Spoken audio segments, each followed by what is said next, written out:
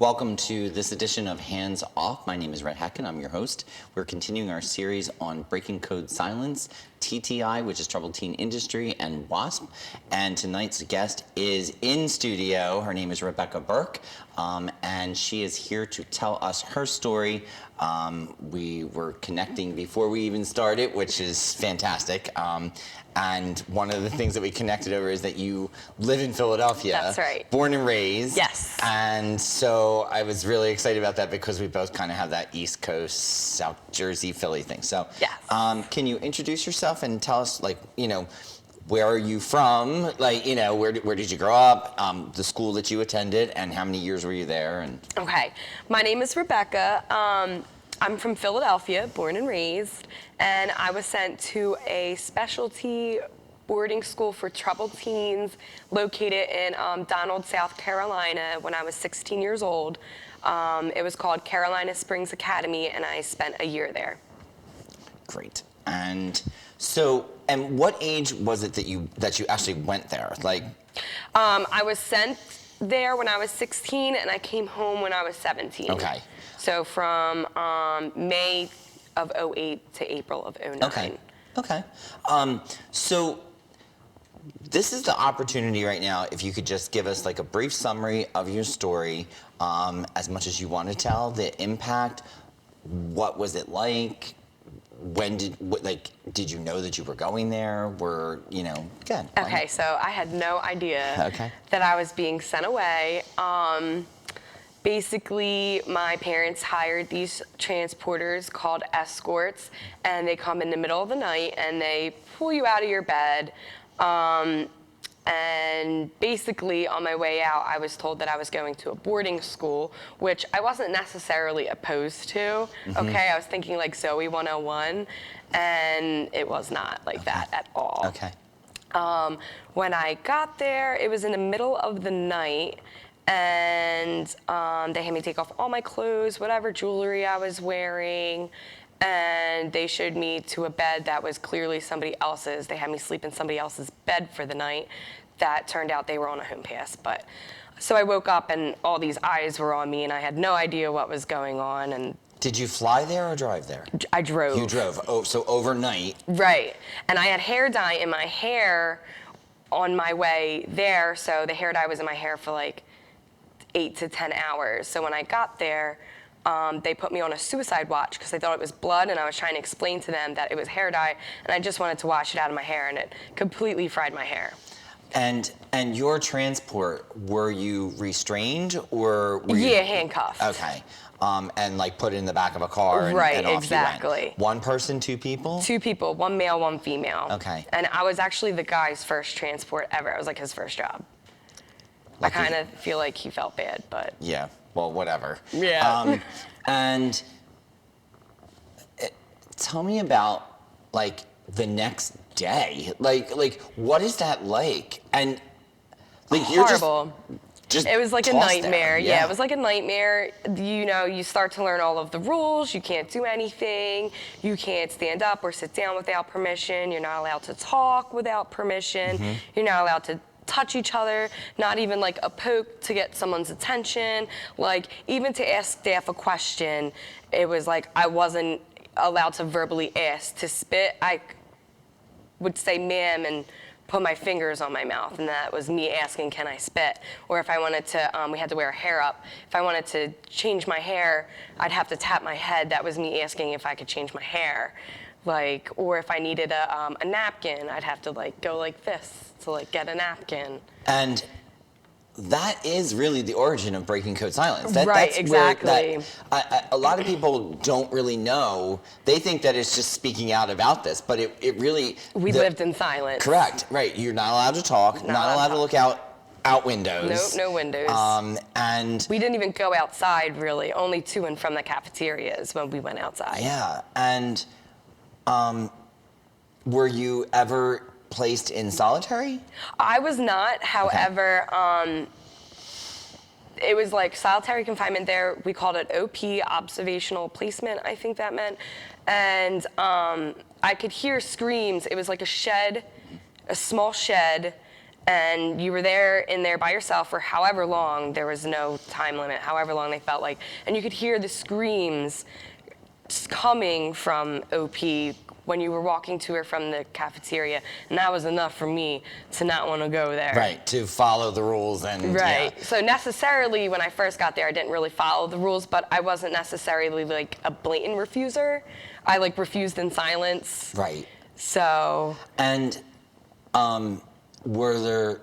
did your school conduct what is, I know it as seminars? Yes. Okay. They're Can like you talk a little bit about- brainwashing processes. Right. Really horrible. You know, one of the processes when I was in there, we had to scream over one another why we deserved to live, and then we each got 3 votes.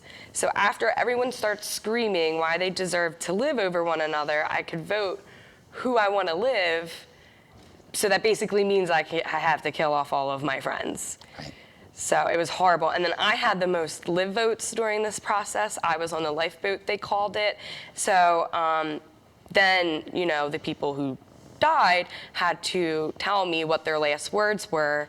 Then they had us lay in pretend coffins and pretend we were at our own funerals. Right.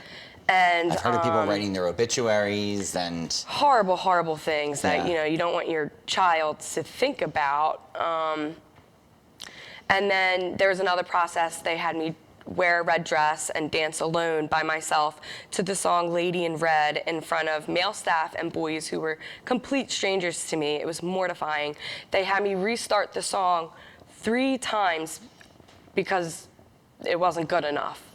So finally, I got a standing ovation, and that got me through the process. I remember I just shut my eyes and did it. I was like, you just got to do it, 'cause you just got to get through these seminars just to get out, you know? Do you hate that song? I hate it. I hate it. I had to ask. I hate I had to it. ask, of course. Yeah, How like could you not? PTSD. Like, Just brings up absolutely. bad things. Absolutely. They gave me a tail and told me to beat the floor with it. And, you know, I gave it my all because I've chosen out of seminars before. And when you choose out a seminar, you can't complete the program, and you have to complete the program to get out of the program. So that's kind of where I was going to go. So you were there for a year, and you said you were 16 going to, and out 17? Right, I did not graduate. You didn't graduate. I did Okay. not. So that's why it was only a year, and Exactly. I don't mean to diminish and say, oh, only a year. Right, because a lot of A girls that minute I was is there enough, with but yeah. were there from the time they were like 13 to 18. Yes. So how did you graduate out? Like, how'd you get out? Okay, so where I was at, there was an investigation with DSS. They were under investigation, and my mom somehow found out about it and came and got me right then and there. All right, so let's go to the question I wanted to ask is, whose idea was it to send you there? My parents. Together? I'm not sure if it was my mom or my dad, Okay. or I'm pretty sure both of them. Okay, and I always follow that up by saying, looking back now, would you have classified yourself as a troubled teen, or were you just a teen that was having trouble? Well, I would say I was a troubled teen. You know, I wasn't going to school at all. I completely stopped going to school. I completely stopped coming home. My parents didn't know where I was. You know, I was drinking and using drugs. I was 16 years old. It was just not good stuff. Was there a reason that you were like? I was just a teenager, rebelling, Right. thinking I was cool. I'm just trying to figure out, like, you know, did your parents ever try another solution before they sent you to a school? No, like I did some therapy because I suffer with trichotillomania, which is hair pulling, pulling out my hair under stress. So I did like some therapy with that, but you know. So I guess like where I'm going with all of this is that I don't know that enough research was done. Yeah, to definitely say, not. Right. So, you know, did they jump to the first thing that came? I think they might have, yes. Right. And did you have brothers and sisters? I had a little brother. You had a little brother. Okay. And because to me, and I'm not trying to like, those things that you were saying that you were doing when you were a teenager, yeah, they're not Right. great. But let's face it, it happens all the time. Exactly. And parents don't just ship their kids off in the middle of the night. Exactly. With There's other essentially what options. are strangers. And, you know, that's where I'm always like, okay, well, were you a troubled teen or were you just a teen getting in trouble? Like, to me, there's like a difference between the two. So that's why, you know. Even though I was getting in trouble, like, I deserved professional treatment, not what that school had cut out for me. So that's the problem right there. Yeah, I don't even like calling it a school because it wasn't accredited. I have the hardest time. So that's a problem in itself too, the fact that it wasn't accredited. There's other individuals that I've spoken to through this process and just my own research that, like, there are some individuals, like, they went through all of that and then it wasn't even going to count because they weren't accredited. Exactly. You know, so when you got out of there, like, did you go into school then, like regular school, and did you graduate, like, or? Well, I didn't graduate because my transcripts were like, they didn't exist there. Of course not. So I tried going to like this night school to kind of catch myself up, and it just, you know, wasn't working for me. So I ended up getting my GED. Good for you. Well, you know, and that falls back to what I wanted to say. Like, we all learn differently. Yeah. So, you know, school structure for one may be different for this person over here versus you over here. Like, you know, so that's what I meant by in terms of like investigating other ways and what, you know, so, I mean, I know it was a while ago, so, but what do you think contributed to you, like, getting through all that was going, like while I was there? Yeah, like what, like? The girls that I was there with, even though we couldn't talk to each other all the time, like, we had our little sign language, and it's just like they were there going through it with me. They know how I'm feeling. They're the only ones who got me through that. Yeah. The only one. I had nothing else. I agree. I think that you had something inside of you that, you know, it may have been sparked by those girls, but it didn't allow, because you know you could have gone in a completely different direction and not made it out of there. Right. And I do, like, that's always the thing that I look for is, you know, when I'm asking these questions is just, you know, something inside of you allowed you to not give up. And there's an internal component, and then there's the people that you surround yourself with, which, you know, you were all in that together. Yeah. So, and eventually I started to comply because, you know, you put two and two together, that's your only way out. Absolutely. And I've actually heard stories, though, where individuals were punished because they were complying too much and told that they were faking it, and that they weren't really adapting to the program. They were just doing it because they wanted to try and get out. Right. And, you know, so when I hear those kind of things, I'm like, okay, so where's the win in this?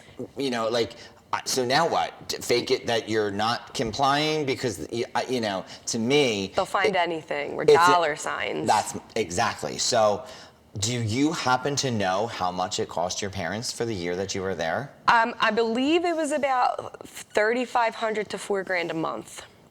And they had to take out a loan. Some parents took out second mortgages, you know, and then it just tore a lot of families apart. I am aware of a 2.5-year run of one, and it was $90,000 total.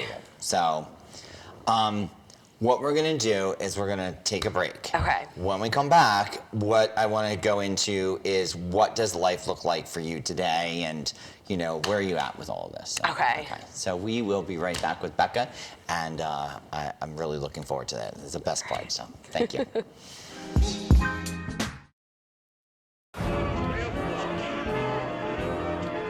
Boardwalks built for fun. Legendary rock and roll clubs. This is how we do it. Hippity hop. Casinos by the ocean. Hippity hop. Now that's New Jersey. 130 miles of beautiful beaches. Solid rock. And everything in between. Look in the window. Now that's New Jersey. Plan your New Jersey trip at visitnj.org. Waves of fun. Nights of excitement. And a trail of memories. Now that's New Jersey.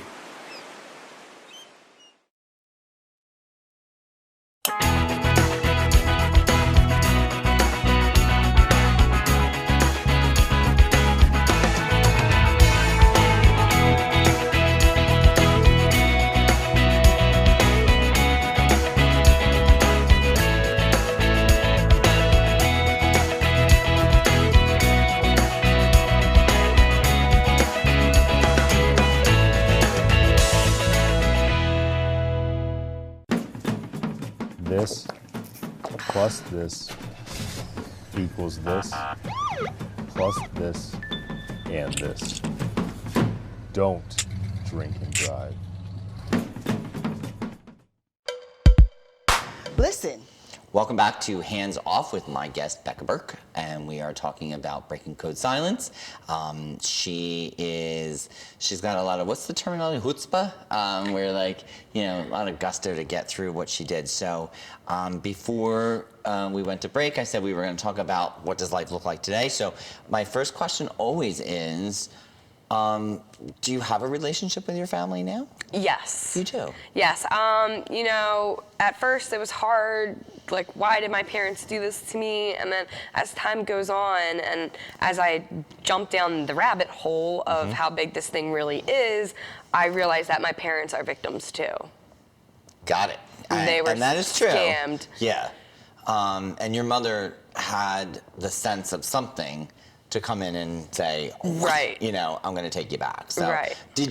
Was there a period of resentment? Like, you know? While I was in the program and when I first came home, Yeah. yes. I would think that there would be. And do you have a relationship with your younger brother? Yes. Okay. Yes. Well, that's we great. always had a good Good. relationship. And what effects do you see today in your adult life that can be attributed to what took place and the whole process? And the reason why I say this is because, I mean, at that age, like, you don't really know anything. And, you know, take any teenager at that age, they're just trying to figure it out. Now add in that component to it, being taken in the middle of the night and, you know, all of that. What do you see has, like, did you continue to have like an addiction problem or, you know? Yeah, well, when I came home, I continued to use drugs before and after the program. You know, they didn't really teach me any life coping skills. So, you know, all the problems before the program just ended up being more severe coming out of the program. It was just worse. And more things now, like PTSD, certain things just bring up bad memory. Yeah. Like that song. Right, so that's and I'm paranoid and I have trust issues and...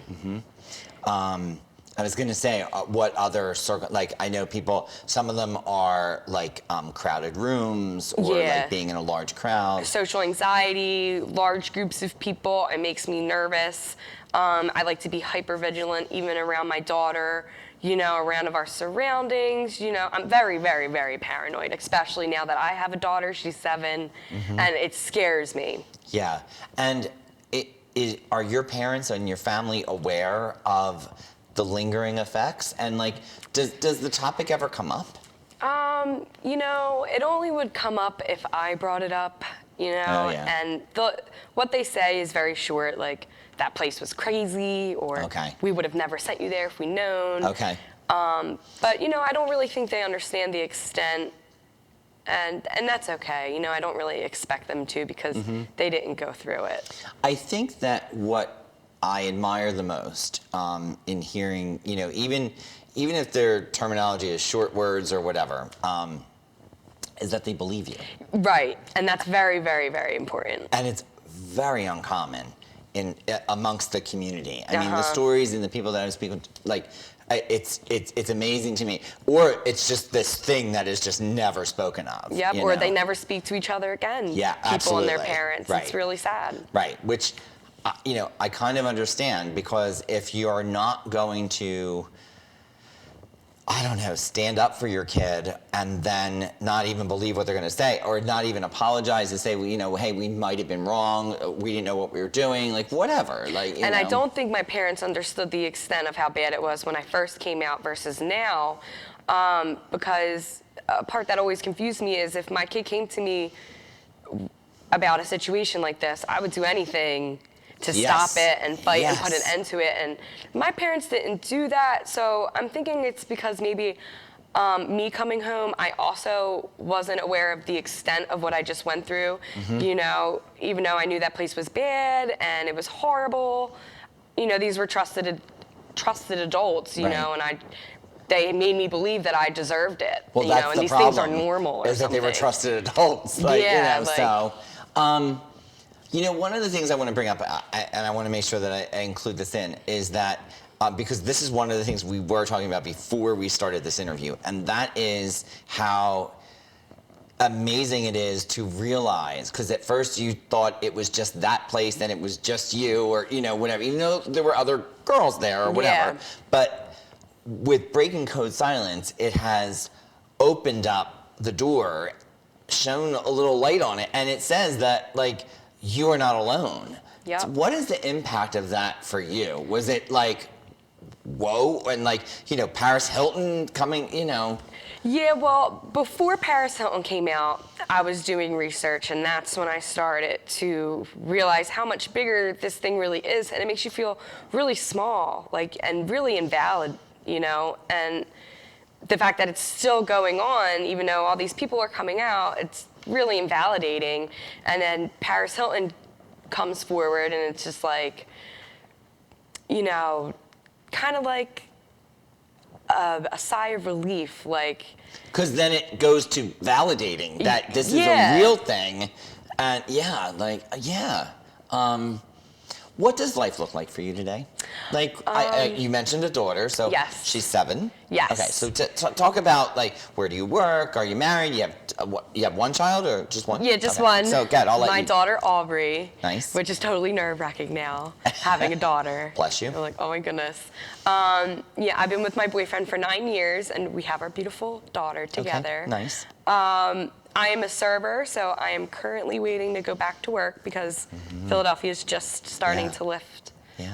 The restaurant shut down this weekend, hopefully. Even though I've had a year off that I didn't expect to have off, I spent all that time with my daughter. I made the most of it. That's I awesome. really appreciate things since the program because you never know when you're going to just have everything ripped from you. Yeah, and do you find yourself do you think that you're a better parent than what your parents were? Do you feel like you have a more... I don't want to say that. I know. Though, that does have a natural process no Yeah. matter who you are. But I'm more crazy when it comes to meeting her teachers and being in the classroom and seeing what she's doing and researching everything. And I'm the mom that likes to be in the know. so that's the difference between, now versus back then, Yeah. and then go even further, when I was growing up, Yeah, it because was now just, even the internet is right. It was different. Your mother and father had no limited resources. It's different. So, Yeah. And there were topics along the way that, back in the day, you just didn't talk about. So, when does she know anything about your? My daughter? Yeah. No. Will you tell her? Maybe when she's older, yeah. Oh yeah. I mean, obviously you wouldn't tell her all of Yeah. it. So, but I just wondered whether was she aware? So Maybe when she's a teenager. yeah. Let me tell you this story. So because it's hard. So, I always like to ask this question in regards to what made you want to do this, to speak out? And have you spoken out before? What does that look like? I have. I've written a testimony and submitted it to a couple different websites, one being Paris Hilton's database that she created, another one being Breaking Code Silence. I did an interview for a research study. Basically, and like this today, I do it because if there's any parent out there that's debating on sending their kid away and is thinking about it, I hope this makes them think twice and do more research and ask questions and reach out. Yeah, And can you talk about the research study that you participated in? Like, what is it? Yeah, so it was just it was a woman in college, and she was doing a research paper on, I guess, before Breaking Code Silence Right. was a thing, but basically she went around all of the United States interviewing different people, and I was one of 3 that were chosen. Wow. Yeah, and it just really breaks. I'll send you the link. It really breaks That would breaks be it awesome. down. And what do you know? What you said, it was for a school or university? Yeah, she or? did it. It was a university You don't know which in one? Scotland, but I'm Wow, not sure. okay. Yeah, so she came from a ways to speak to me. Yeah, that's pretty intense. Did you get the opportunity to meet the other 2 that were chosen? No, So it was no. just a one-on-one, but they were all Right. compiled together. So. Yeah. And did she share with you, because I know sometimes it doesn't happen, but she should have, what the end goal was of the research? Like, what was the purpose of doing it? I'm not sure if it was like for a grade or. Okay. The reason why I ask is because it was before Breaking Code Silence, so it's not like this was a topic that. Well, I might have forgot to mention that she was in a school in Massachusetts. Okay. So that does help a little bit. So she. I wonder. Yeah, I would love to have that link, because this is what is amazing to me, is that this was a topic that really was not talked about. It still kind of isn't in a way. And when I share it with people, their jaws drop. Yeah. And then when I tell them that these schools are still in operation, I almost have to pick them up off the floor, because That's the most upsetting part, is that this is still going on today. it is. Are you aware of, like, can somebody do something in regards to, like, I've heard different suggestions. I just wondered whether you knew. Like, some of them are like, write your state senators and, Yeah, there's been a lot of that going on. So, I'm trusting the process. I've been out of the program for 12 years, so never in my wildest dreams did I think we would get this little bit of traction that we're gaining now. So, Yeah. My end result would hopefully be to shut all these places down.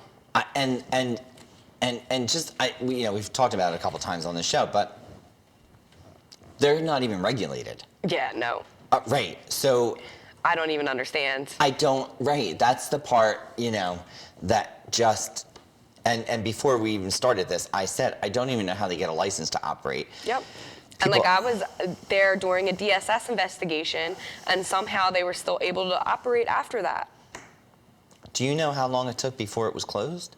Okay, so I left in April of '09, which was the current investigation, and they switched names and. Which is a common, I want to bring that to the Right. surface, that is their MO. Right, so even if DSS was coming after them, they're like, well, we're a different name now, so it's Yeah. all good, Yeah, and I And hate for some to- reason, that's good enough for DSS. Yeah.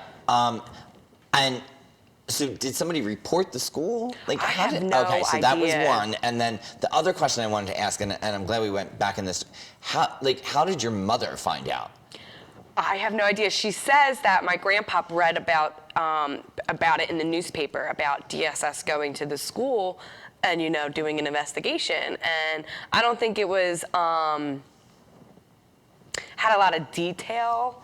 My mom just had seen DSS and investigation, and she was like, That's it. yeah. Like, And my family rep tried to stop her, dollar signs. If I stay there longer, the more money the program gets, but my mom wasn't having it, and she came and got me anyway.